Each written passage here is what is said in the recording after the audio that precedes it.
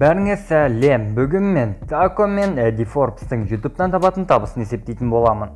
Бұл екі ютуберді таңдаған себебім, екеуі де GTA 5 түсіреді, және подписчиктер саны ұқсас. Егер бұл екеуінің YouTube монетизациясынан қанша ақша табатын білгің келсе, осы видеоны соңына дейін көр, және де лайк басуды ұмытпа. Бірінші Такодан бастайық. Такода қазіргі күнде 314 мың жазылушысы бар. Ол бағана айтқандай GTA 5 түсіреді. Неше түрлі челленджтер, скилл тесттер өтеді. Тако бір айда 1.600.000 қаралым жинайды екен.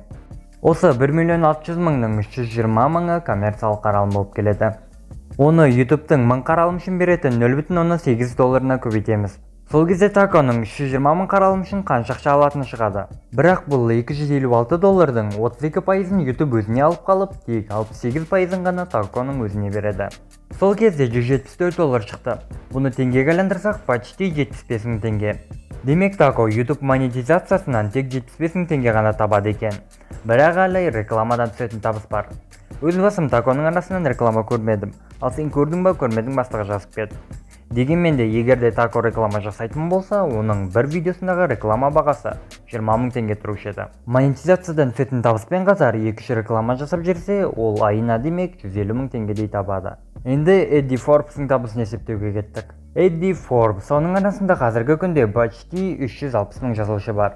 Ол да GTA 5 түсіреді, және де көбінесе Джоннимен видеолар шығарып отырады. Подписчик саны бір-біріне жақын болса да, оның айына жинайтын қаралым саны Такодан әлде қайда көбірек. 5 миллион. 5 миллионның 20%-ы әрине 1 миллион. Бұл 1 миллион коммерциялық қаралым үшін YouTube $800 алады. Бірақ $800-дың тек 544-ін ғана Эдди Форбсқа береді. Бұл 544-ті теңгеге айландырсақ, 234 теңге шығады. Эдди реклама жасай ма, жасамай ма, оны да білмедім, дегенмен де, егер ол реклама жасайтын болса, оның бір видеосындағы реклама құны 50 мың теңге болушы еді. Айына 2-3 реклама, сонымен қатар монетизациядан түскен табыспен қоссақ, 400 мың теңгедей табады. Мінекей, Тако мен Эддидің YouTube'дан айына табатын табысын есептедік. Тағы да кімдікін есептейміз, астыға жазып кетіңдер, және де видео ұнаған болса, достарыңмен бөлісіп, лайк басуды ұмытпа. Арнаға да тіркеле кет.